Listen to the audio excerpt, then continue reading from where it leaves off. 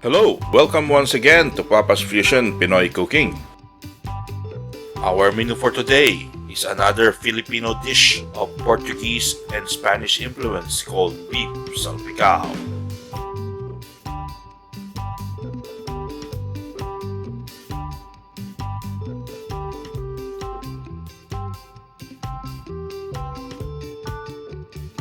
Okay, let's start cooking!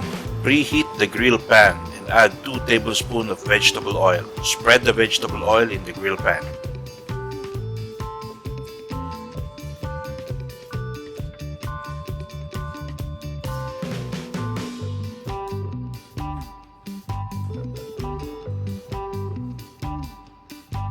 Fry the garlic in vegetable oil until a little bit golden brown in color.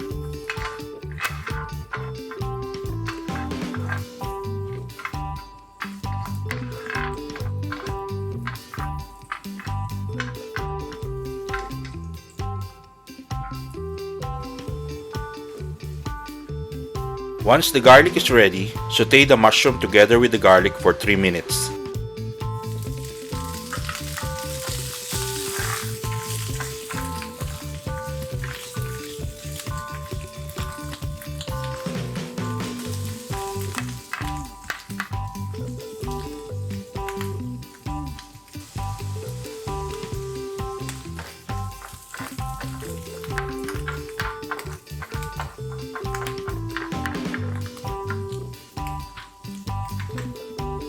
After 3 minutes, add the tenderized beef or beef tenderloin. Immediately add the salt and pepper to the beef. Cook the beef for 2 minutes.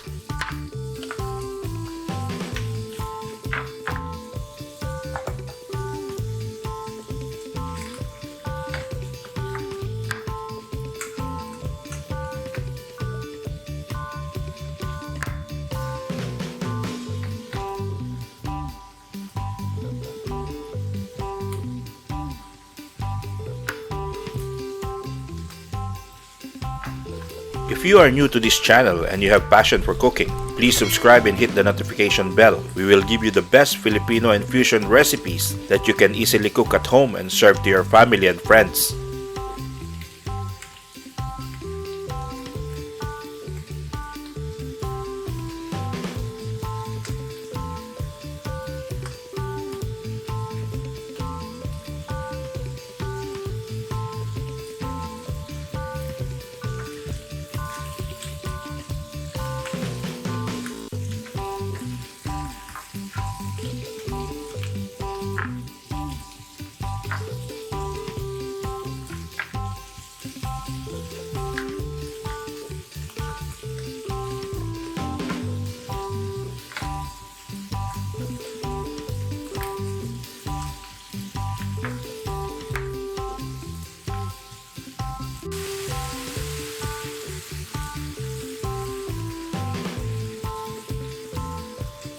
Add the paprika and the butter. Mix it all together well.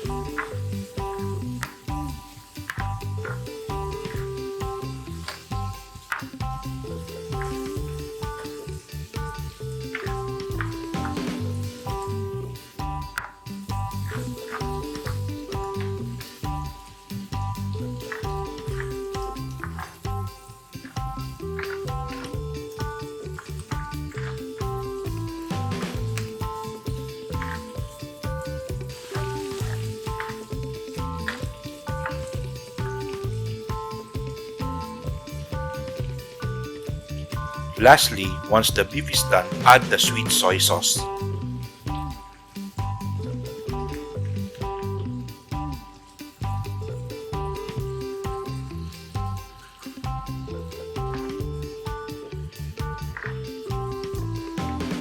Saute and mix all the ingredients together until the beef is fully coated with sauce.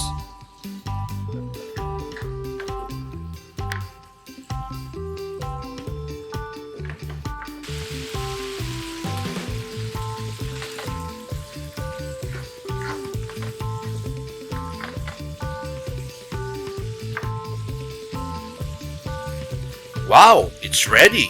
Really smells good. Presenting Papa's Fusion's Beef Salpicao.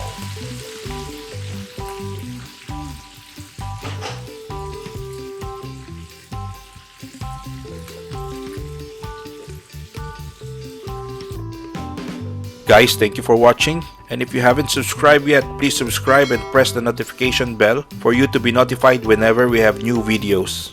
See you again on our next video. Bon appetit!